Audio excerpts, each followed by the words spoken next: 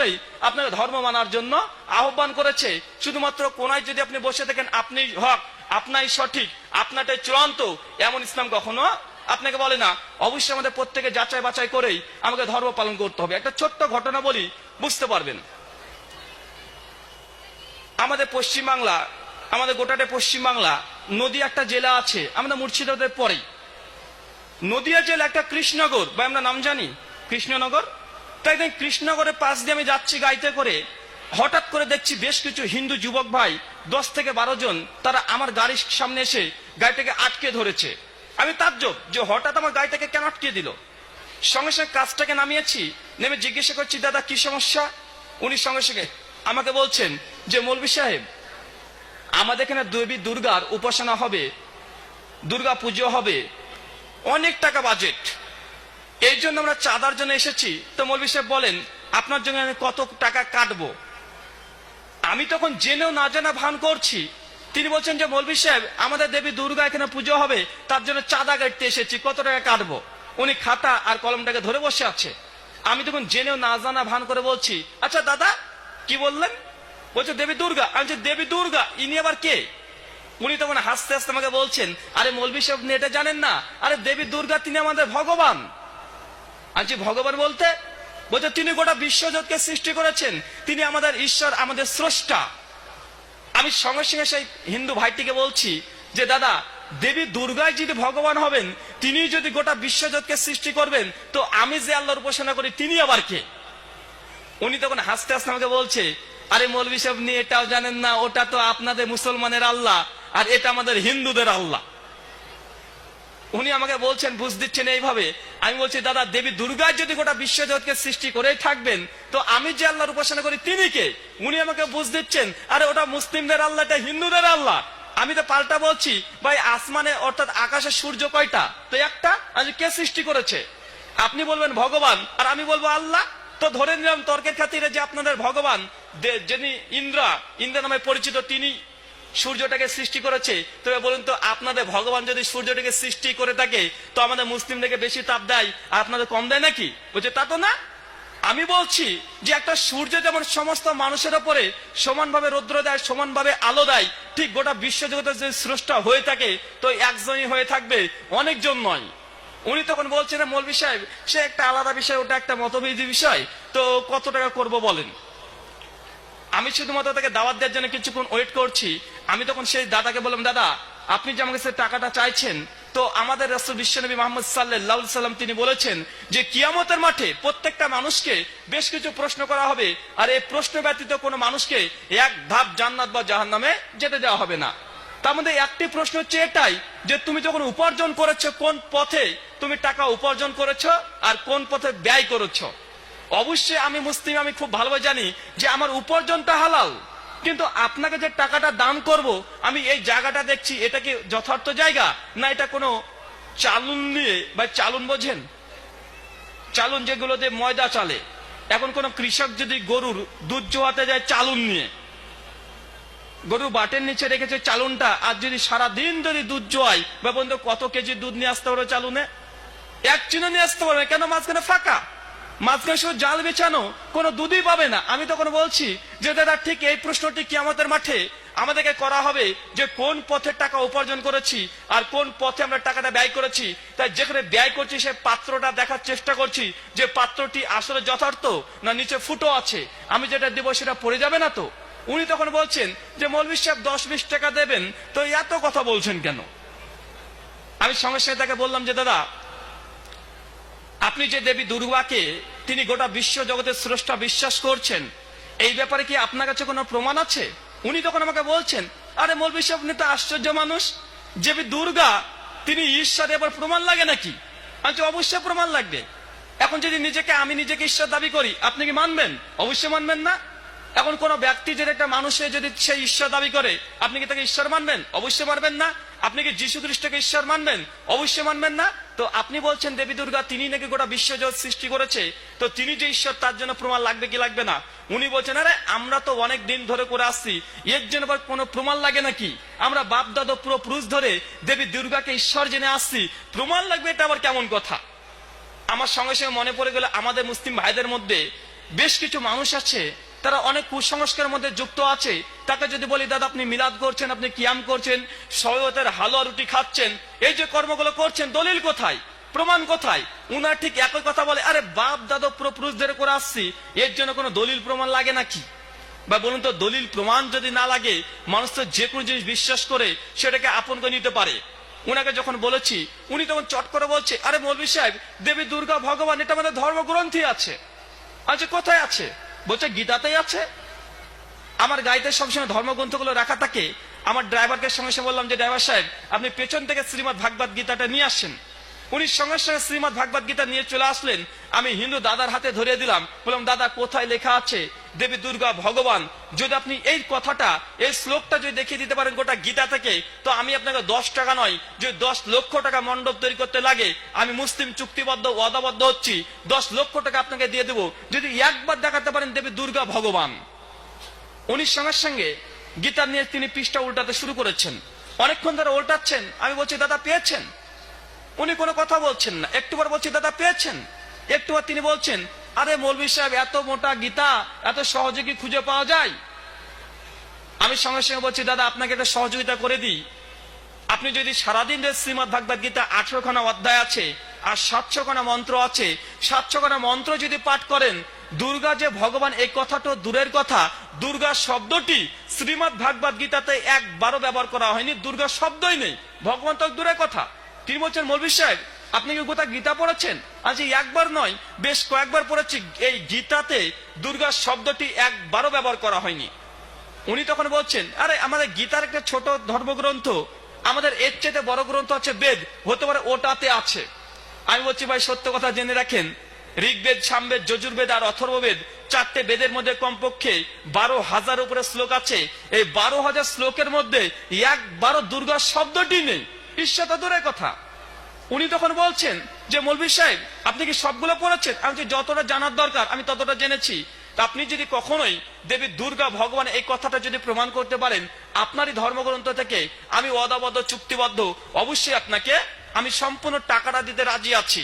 তিনি বলছেন মৌলভী সাহেব 10 টাকা দেবেন, আপনি আধা ঘন্টা ধরে আমার সঙ্গে বিতর্ক করছেন, তো 10 টাকা দিলে কি হয়? আমি বললাম ওই যে পাত্র দেখে নিচ্ছি।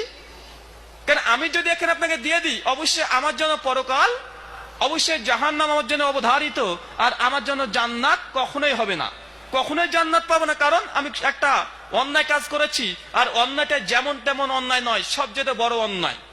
ইসলাম ধর্ম অনুসারে আপনি শুধুমাত্র আল্লাহ ব্যতীত অন্য কারোর জন্য যদি কোনো কিছু করেন, আল্লাহ ব্যতীত যদি কারো উপাসনার জন্য কোনো কিছু দান করেন, অবশ্যই এটা সবচেয়ে বড় গুনার অন্তর্ভুক্ত।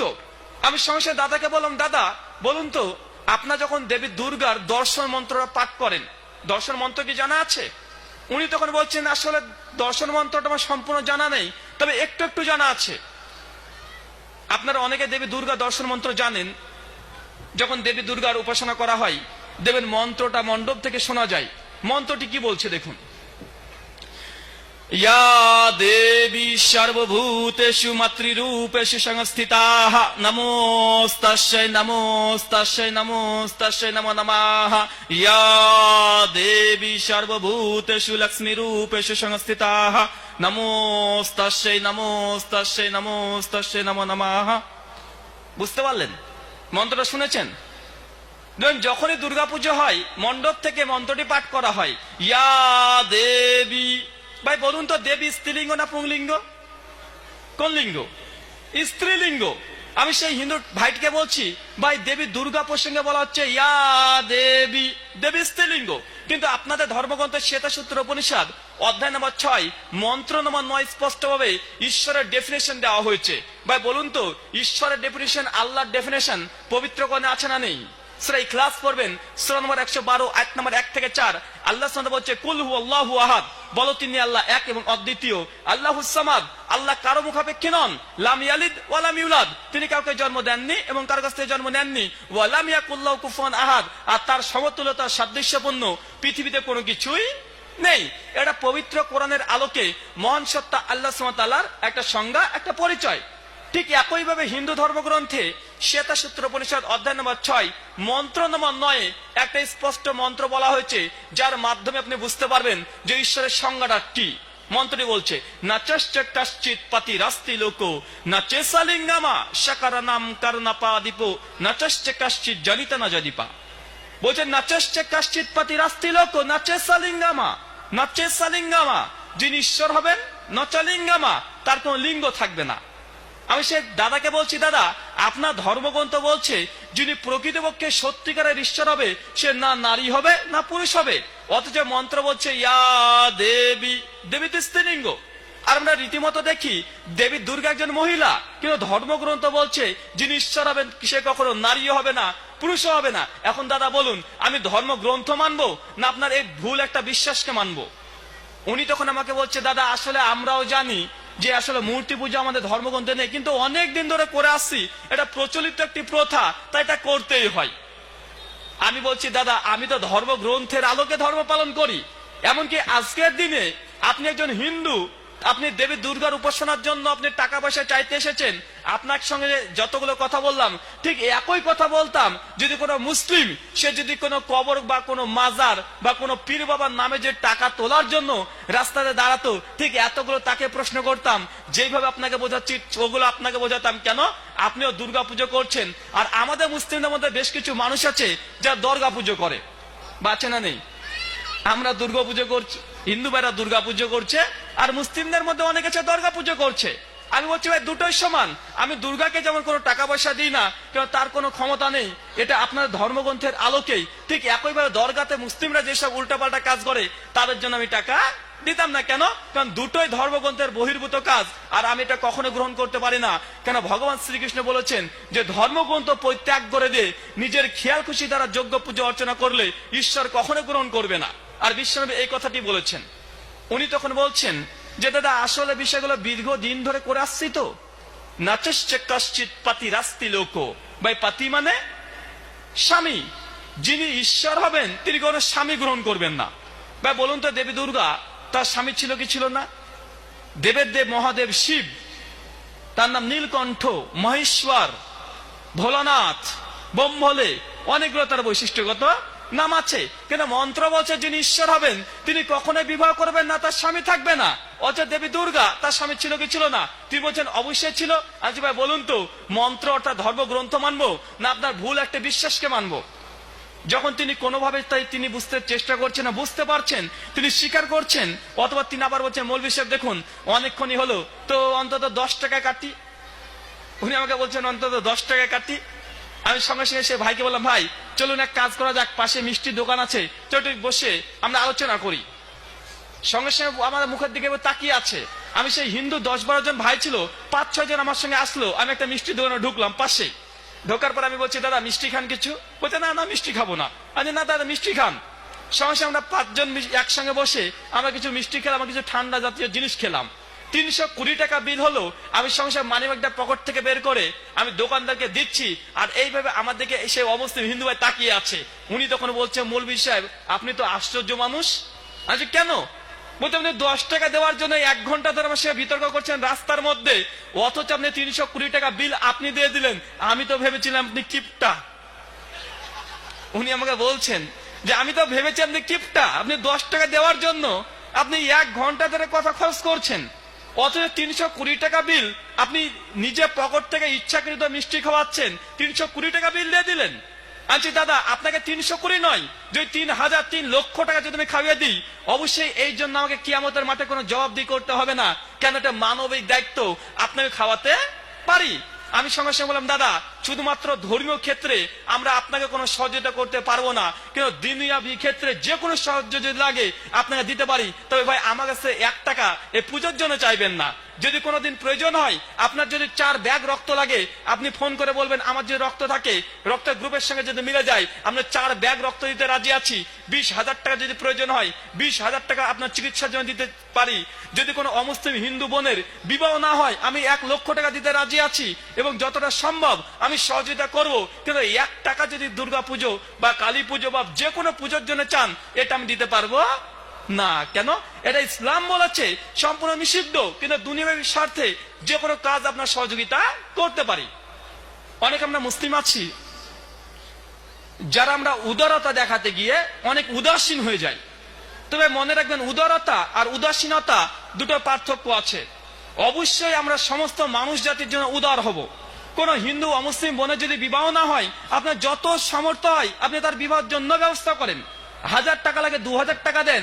যদি শরীরে রক্ত লাগে, রক্ত দিয়ে একজন অমুসলিম ভাইকে আপনি জীবন দান করতে পারেন, আল্লাহ সুবহানাহু ওয়া তাআলার পক্ষ থেকে যদি জীবন দান হবে, আপনি সহযোগিতা করতে পারেন। তার যে কোনো সামাজিক কাজে আপনি ঐক্যবদ্ধ হয়ে কাজ করতে পারেন। এটা হচ্ছে উদারতা। কিন্তু উদাসীনতা কখন হবে? যখন আমরা ধর্মের মধ্যে আমরা তাদের সঙ্গে আমরা অংশগ্রহণ করব। এইটা ইসলাম অনুমোদিত নয়। তাকে ভালোভাবে বোঝান। সমস্যা হিন্দু ভাই আমাকে বলছে, ভাই সত্যি আপনি ধর্ম পালন করছেন, ধর্ম যদি পালন করতে হয় ঠিক ধর্মগ্রন্থের আলোকে পালন করুন। তো আমাদের মধ্যে যদি আমরা অনেক ক্ষেত্রে রাস্তাঘাটে চলি, আমরা অনেক ক্ষেত্রে এগুলো ফেস হই। যদি তাকে আপনি এই কাজটা করেন, অবশ্যই দেখবেন আমাদের হিন্দু এবং মুসলিমদের মধ্যে ধর্ম নিয়ে যে সমস্যা আছে এর সমাধান হবে। এবং ইসলাম যে আসলে কি বলছে তার সামনে পেশ করতে চায় না। অনেকে যদি অমুসলিম ভাই টাকা চাই যে দুর্গা পুজোর জন্য পয়সা লাগবে, সমস্যা আমরা বলি না, দিতে পারবো না, আমি টাকা দেবো না, বা আপনি কেউ দিয়ে দিলেন। বা এটা তার সঙ্গে তর্ক বিতর্ক যদি করতে চান, তার সঙ্গে ধর্মগ্রন্থের আলোকে বোঝান। সে যদি 10 টাকা চাই, আপনি পকেট থেকে 50 টাকা দিয়ে তার হাতে, বা একটা দোকানে যান, আপনি একটা বিস্কিটের প্যাকেট কিনে দিয়ে বলেন, দাদা আপনার বাড়িতে যে বাচ্চা মেয়ে আছে, এই 50 টাকা দামের যে বিস্কিট আপনি তাকে দিয়ে দিন, কিন্তু 10 টাকা আপনাকে দিতে চাইবো না, বা আমি দেবো না। ভাই বলুন তো, সে অমুসলিম ভাইয়ের সঙ্গে আমাকে সম্পর্ক ভালো থাকবে না খারাপ থাকবে? সে 10 টাকা আমার জন্য চাঁদা চেয়েছে, আমি 10 টাকা খরচ না করে 20 টাকাটা বিস্কিটের প্যাকেট কিনবো, তার হাতে আমি দিয়ে দিব। ভাই আপনার বাড়িতে যে মেয়েটা আছে তাকে আপনি দেন, আপনি খেতে দেন তাকে। ভাই বলুন তো, ইসলাম এটা অনুমোদন না নিষিদ্ধ করেছে? অবশ্যই ইসলাম এখানে বাধা নিষেধ করেনি। তাই আমরা বিশেষ করে যেসব জায়গাতে ইসলাম আমাদেরকে নিষেধ করেছে অন্য অন্য ধর্মের সঙ্গে মিশে যেতে, আমরা সেই সব জায়গাতে দূরে থাকবো। কিন্তু উদারতা দেখা থেকে কখনো উদাসীনতা হলে চলবে না। একটা সমস্যা কিছুদিন থেকে বিরাজমান, দুর্ভাগ্যজনক হলে সত্য কথা, যে অনেক অমুসলিম, বিশেষ করে যেহেতু আমার